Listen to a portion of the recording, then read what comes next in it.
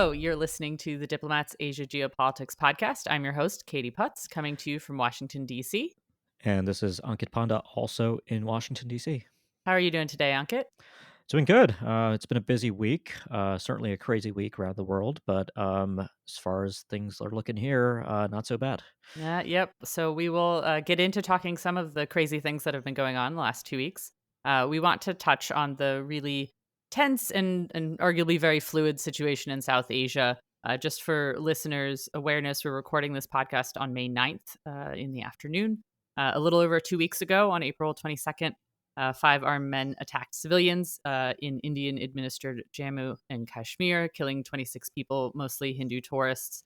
The attack was initially claimed by a group called the Resistance Front, TRF, which is characterized by some analysts as an offshoot of the Pakistan-based Islamist group Lashkar-e-Taiba, although TRF later retracted that claim, so it's a little bit unclear. A day after that, India announced that it was suspending the Waters Treaty, which for 65 years has governed the distribution of water resources between the two countries and has been sustained through countless flashes of conflict. So that was sort of an interesting development. And then the next day, we saw reports of armed skirmishes along the line of control between Indian and Pakistani administered portions of Kashmir, followed by missile strikes in Pakistan, the reported downing of an Indian jets. And so, as our listeners will certainly know, India and Pakistan are both nuclear armed powers, which lends an additional sort of layer of concern about the potential, not just for escalation into open conflict, but the scale of devastation possible if there's conflict between the two. And so this is obviously something that we should discuss. Ankit, I kind of want to start with, how does this current situation, these current tensions, compare to maybe some of the uh, more recent or even further past incidents of conflict in this particular region? What is the situation that we're looking at in comparison to previous ones? Yeah, sure. So I think we should say that we're having this conversation on Friday, May 9th, in the afternoon, U.S. Eastern Time, because this is still very fluid. By the time this episode releases, the situation will have changed. But I think what's very much apparent at the moment is that I certainly think this is the most dangerous crisis between the two countries since they fought a war in 1999. Hmm. Which is not to say that they haven't had crises, but certainly I think the scope of what has happened, the level of risk both India and Pakistan appear to be willing to tolerate, and the potential for this to really get out of hand, I think, are very real, right? And the reasons for that we can go into, but really, if you think about escalation, that term that we often use to describe crises and wars, it's really about crossing thresholds, right? Once Hmm. you cross certain thresholds that maybe you and your adversary have agreed to, you have escalated the conflict, or the conflict has escalated. And both India and Pakistan have crossed some pretty important thresholds. They have. Um, Used air power against each other, which they did in 2019. But at this time, the Indians sort of kicked off the kinetic exchanges between the two countries by retaliating for that terrorist attack that you described, which, by the way, was an extremely heinous attack. It had an explicitly religious angle to it. It was the deadliest attack against Indian civilians since the 2008 Mumbai attacks, which are sometimes colloquially called India's 9/11. And so the Indians were going to retaliate because the Hmm. Modi government had sort of reset, in essence, India's reputation for tolerating risk.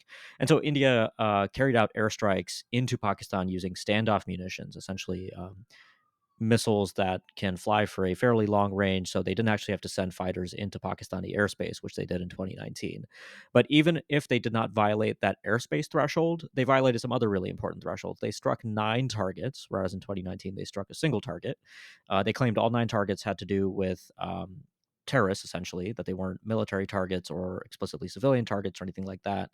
One of the targets was extremely deep in Punjab, which is really like Pakistan's kind of central core. It is in the heartland of the country, which India has not struck with air power in the past. Even in the 1999 war, there was a very important limit that both countries tacitly agreed to. 1999 being 1 year after they both broke out as nuclear states, and that was that in 1999 they did not use air power against each other. So the last time they really used meaningful levels of air power was 2019, when we had basically a tit for tat exchange, and there was a de-escalation because this Indian pilot was captured by Pakistan. His fate became the key to essentially de-escalating the conflict. This time there is no pilot. There is no sort of miraculous off ramp that has presented itself to both countries. And so what's happened is we've seen multiple rounds essentially. And so as we record this, we are essentially on what I'm counting as the fourth or maybe 4.5 rounds. So the Indians have hit, the Pakistanis have hit back, the Indians have hit back, and now the Pakistanis have hit back the Indians. And the Indians have also retaliated a little bit. Now the Pakistanis are saying that they're potentially going to go bigger. So you see how this gets really dangerous. This is a game of chicken essentially between two nuclear armed states. Each is trying to indicate to the other that it is willing to accept more risk. And we can talk a bit about, how this can maybe get even more dangerous and how nuclear weapons can enter the picture. But I'll stop there. Yeah, absolutely. I before we get into sort of the nuclear picture, which I do want to get to, you mentioned in sort of the 2019 conflict, or back and forth, whatever we want to call it. There was the pilot, and that was kind of a key to de-escalation. Looking at the situation now, what would be potential sort of indications of de-escalation, or what are you watching for in a hopeful sense to sort of be an off ramp, or do you just not see any of these materializing? So, look, I mean, there's a couple things. It's been reported that the national security advisors of both countries have a channel, right? So the communications channels are there. It's not like they're not able to get messages to each other, Hmm. which is a good thing. India and Pakistan also have what's known as the Director Generals of Military Operations hotline. That's sort of a military to military communications channel to sort of clarify certain things. And of course, both countries have lived through multiple crises. They've had ceasefire violations along the line of control. And so, in a way, there is this culture of throwing punches, taking punches, and talking about it as you're doing that, right? Of course, a lot is different this time. I've already talked about some of the reasons why this is more dangerous. Um, but the other thing that I think makes this really complicated is that the world is very meaningfully different, like structurally, than I think any India Pakistan crisis since 1998, right? And, I mean, you could really maybe put it going back to 2001, 2002, when they also lived through a very significant crisis when India mobilized its armed forces. It looked like they were going to go to war, and they didn't. And so I'll just identify three of those big differences that I think make this really dangerous, right? So the Hmm. first one is India. I nodded at this earlier, but India has a very different government than it did before 2014. This is, Narendra Modi and the BJP, much more nationalist government, much more committed to indicating that they will tolerate more risk. Same government that authorized kind of widely publicized so-called surgical strikes, which were, special operations into Pakistan in 2016, authorized the airstrikes in 2019, and now authorized this wide-ranging, 9 target air retaliation in exchange for these terrorist attacks. And this government is highly sensitive to, I think, the what is seen as the Indian public's demand for punishment for Pakistan. And so you have Hmm. this feedback loop between the government and the Indian public in India that I think is largely creating the conditions for New Delhi to continue tolerating risk. The second piece is Pakistan. Here, things are really different. The U.S. is no longer in Afghanistan, which changes the relationship between Pakistan and the United States in a pretty significant way.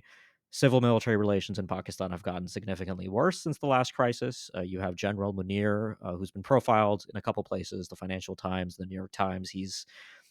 He is known for being particularly ideological, and particularly emphasizing essentially Pakistan's kind of identity as a Muslim country. And so it gives this conflict between the two countries a potentially more overtly sort of ethno religious tenor, which we haven't really seen in a while. And the other thing I'll emphasize is that 2025 so far, we're a little more than 4 months in, looks to be the most violent year internally in Pakistan in about 10 years, just with domestic terrorism within Pakistan. And so this is a Pakistani military that is on edge, is chronically insecure, and now I think is especially insecure given the internal violence. And then the third thing I'll emphasize about why the world is different is obviously the United States, right? There is nobody in the driver's seat in Washington interested in mediating or de escalating or promoting de escalation in a meaningful way in South Asia, which is a role that the U.S. has traditionally played in the past. Vice President J.D. Vance, publicly said this is none of America's business. Trump has sort of nodded, saying that they should get along, and I'm happy to mediate. I think he also said that India and Pakistan have been fighting for 1,000 years, or something like that. So yes, I mean the broader point being that the U.S. is probably not going to play the role that it used to. To follow up that cheerful bit of analysis, how can this get worse? What is I asked you about the off ramps, which there's not many at this juncture. What are you looking for in terms of concerns? Either decisions or mistakes that could sort of further escalate this into a place I don't think anybody really wants to go. Yeah. So I mean, look, the question is, at some point, does this turn into a conventional war between the two countries? We don't really see evidence of that. There are strong incentives. Right now, what this is it's a they're throwing punches at each other, but neither has really taken this outside, so to speak, right? This is Hmm. not, you don't see a large scale mobilization, which would be very dangerous, like if it happened on the Indian side, because that then, Pakistan's whole, there's a big asymmetry between these two countries, which comes to, just military capabilities and size. India's a lot bigger. India has a lot more conventional superiority. You said earlier they both have nuclear weapons, but the asymmetry is in how they plan to use those nuclear weapons, which is that Pakistan, knowing that it is conventionally inferior, um, depends on the early threat of nuclear use to Hmm. deter India. Right. So Pakistan's whole theory of nuclear deterrence is like, don't get into a conventional war with India because we'll probably lose. Dangle the nuclear option very early so the Indians recognize that there is nothing to be gained. Hmm. Um, and look, both sides, I do still think, despite the ideological thing that I talked about, I think both sides ultimately are still rational enough to have an incentive in obviously avoiding nuclear war, but even avoiding conventional war. The Pakistanis know that they won't win. The Indians know that once they get there, Pakistan's nuclear threat making becomes a lot more credible, and then they have to back down, and they lose. So the key to de-escalation is ending this game of chicken, ending this play where both India and Pakistan are trying to tell the other that actually they have dominance, they have the ability to tolerate more risk. Because ultimately, I think this is a game that the Pakistanis will win at some point, because they will start moving into a place where they will directly start pulling on the nuclear option, and that puts India in a very undesirable position. Part of de-escalating successfully, I think, also depends on each side being willing to let the other have a domestically saleable narrative about Hmm. why they've done what they needed to do, and why punishment was delivered, and why deterrence has been restored. And so far, it doesn't seem like they're willing to do that, right? Because there were some moments, like the Pakistanis shot down at least one, maybe two, maybe three Indian fighters. They could have said, the Indians tried to hit us, we hit them back harder. They lost one of their brand new French Rafale fighters, which appears to be confirmed at the moment, but they didn't do that. And similarly, India neutralized a Pakistani drone incursion into its territory. Uh, Apparently, according to the Indian press, they repelled that drone incursion pretty well. The damage was fairly limited, but they didn't take that as an opportunity to de-escalate either.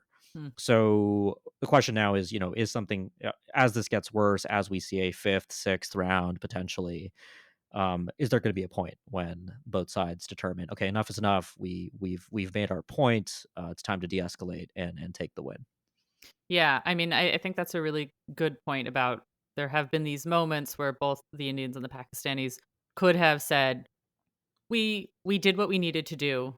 I think we're done now. But that hasn't happened yet. So you touched earlier on the United States aspect. I want to talk a little bit about the geopolitics, and then we can sort of wrap this up.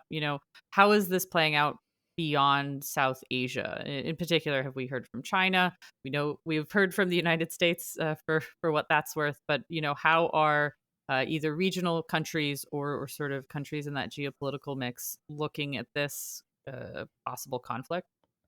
Yeah, so China has urged de-escalation and caution. You've had a number of countries sort of closer to the region, including Iran, the UAE, Bangladesh, all supporting peace talks. I think the Iranians proposed to mediate. Neither India nor Pakistan are interested in that. You will have countries in the Middle East that I think are going to be very concerned about this, right? And trying to maybe play a more active mediating role. A lot of those countries, some of those countries will be closer to Pakistan, but India has made really important diplomatic inroads in the Middle East as well. So it's not as if these countries won't be potentially perceived as somewhat honest brokers. Look, I mean, the geopolitical picture is broadly, I think. I mean, first of all, the world right now is a mess, and it's actually been a little bit shocking to me that this crisis is not really getting like above the fold coverage in a lot of the world media at the moment, right? I mean, we have a new pope, we have a trade war. There's a lot going on.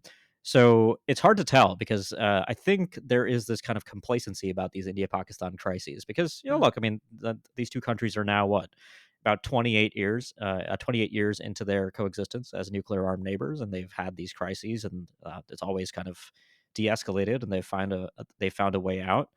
But again, I mean, those points I made about why the world is different this time, I think, really matter, right? Because mhm, we're seeing the most dangerous crisis since 1999 take place under conditions that we really haven't seen in the past, and so this is sort of the realm of the unknown.